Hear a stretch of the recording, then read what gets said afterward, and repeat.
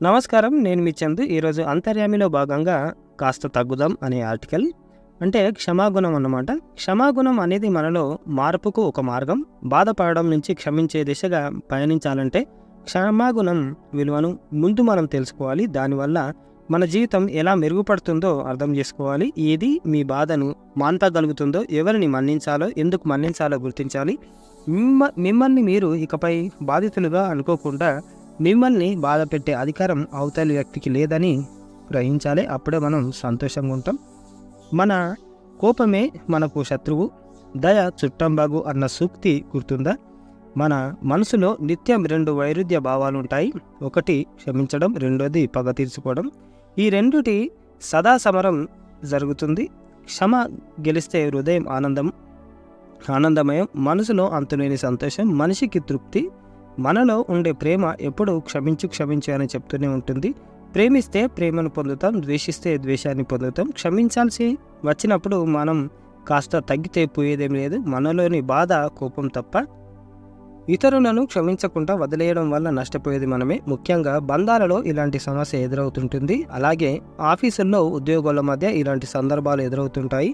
ఒక్కోసారి స్నేహితుల మధ్య, ఇరుగు పొరుగు వారితో ఇలాంటి సమస్యలు వస్తుంటాయి. వీటి తీవ్రత వ్యక్తులను బట్టి, వారి మధ్య ఉన్న ఆత్మీయతలను బట్టి ఉంటుంది. ఒక్కోసారి పగతో జీవితాలనే వృధా చేసుకున్న వారు మనకు తారసపడుతుంటారు. మరి దీనికి క్షమాగుణంతో పరిష్కారం లభిస్తుందా అంటే ఖచ్చితంగా లభిస్తుంది. మీరు క్షమించకుండా ఉంటే మీలోని కోపం తరచూ మిమ్మల్ని నష్టపరుస్తుంది. మీరు వర్తమానంలో జీవించకుండా గడిచిన సంఘటనలను నెమరు వేసుకుంటూ వారి గురించి ఆలోచిస్తూ ఉంటే మీ సమయాన్ని నష్టపోతారు. మీ జీవితానికి ఒక లక్ష్యం లేకుండా పోతుంది. అది మీ ఎదుగుదలను దెబ్బతీస్తుంది. ముఖ్యంగా ఆరోగ్యపరమైన సమస్యలు కూడా ఎదురవుతాయి. ముందుగా మానసిక ప్రశాంతత కోల్పోతారు. ఒత్తిడి పెరుగుతుంది. మీరు చేయాల్సిన పని పట్ల ఫోకస్ తగ్గిపోతుంది. క్రమంగా యాంగ్జైటీ పెరుగుతుంది. డిప్రెషన్ లక్షణాలు కనిపిస్తాయి. రక్తపోటు పెరుగుతుంది. గుండెపై భారం పడుతుంది. అవతలి వ్యక్తిపై పగ, ప్రతీకార భావాలు తగ్గితే క్రమంగా ఈ లక్షణాలన్నీ మాయమవుతాయి. మీ ఆరోగ్యం మెరుగుపడడమే కాకుండా మీ వ్యక్తిత్వంలో మార్పు కూడా కనిపిస్తుంది. క్షమాగుణం అనేది మనలో మార్పుకు ఒక మార్గం. బాధపడడం నుంచి క్షమించే దిశగా పయనించాలంటే క్షమాగుణం విలువను ముందు మనం తెలుసుకోవాలి. దానివల్ల మన జీవితం ఎలా మెరుగుపడుతుందో, అంటే మరుగుపడడం కాక మెరుగుపడాలి జీవితం ఎప్పుడైనా. మనం దాన్ని అర్థం చేసుకోవాలి. ఏది మీ బాధను మాన్పగలుగుతుందో, ఎవరిని మన్నించాలో, ఎందుకు మన్నించాలో గుర్తించాలి. మిమ్మల్ని మీరు ఇకపై బాధితులుగా అనుకోకుండా మిమ్మల్ని బాధ పెట్టే అధికారం అవతలి వ్యక్తికి లేదు అని మనం ఫస్ట్ గ్రహిస్తే చాలా సంతోషంగా ఉంటాం. ఎవరైనా క్షమించగలుగుతాం.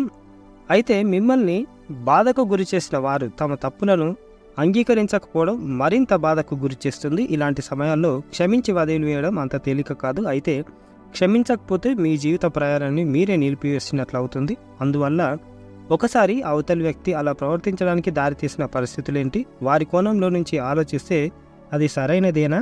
అలాంటి ప్రవర్తన మన నుంచి ఎప్పుడైనా వచ్చిందా? అలా వచ్చినప్పుడు ఎవరైనా మనల్ని క్షమించారా? ఇలాంటి విషయాలను ఒకసారి విశ్లేషించాలి. ఇదే అంశంపై మీ స్నేహితులని సంప్రదించి సంఘటనను వివరించి ఇక ఆ వ్యక్తిని క్షమించడమే దాని గురించి చర్చించండి. ఒక్కోసారి చిన్న చిన్న విషయాలకు సంబంధించి కూడా మనసు పదే గాయపడుతుంది. ఒకసారి క్షమించినా మళ్ళీ ఆ విషయం గుర్తుకు వస్తుంది. అలాంటప్పుడు క్షమాగుణాన్ని నిరంతరం అలవర్చుకోవాలి. ఏది ఏమైనా క్షమాగుణం వల్ల మీ వ్యక్తిత్వంలో మార్పు వస్తుంది. మీ జీవితం ఖచ్చితంగా మెరుగుపడుతుంది అనేది గుర్తిస్తే సరిపోతుంది అనమాట. అది గుర్తిస్తే చాలు. ఇది మిత్రులారా, కాస్త తగ్గుదాం అనేది అంటే క్షమించేసేయాలి. ఇక మోసం చేసేవాళ్ళు చేస్తూనే ఉంటారు. ఇక వాళ్ళ జీవితం అంతే. మోసం చేసుకుంటే చివరికి వాళ్ళే జీవితం ఎటు కాకుండా చేస్తారు. అన్నీ మర్చిపోయి క్షమించేసి మన జీవితం మనము సరిదిద్దుకోవాలి. ఇది ఈరోజుకి సంబంధించిన ఆర్టికల్. లైక్ చేయండి, షేర్ చేయండి, సబ్స్క్రైబ్ చేయండి. Thank you. ధన్యవాదాలు.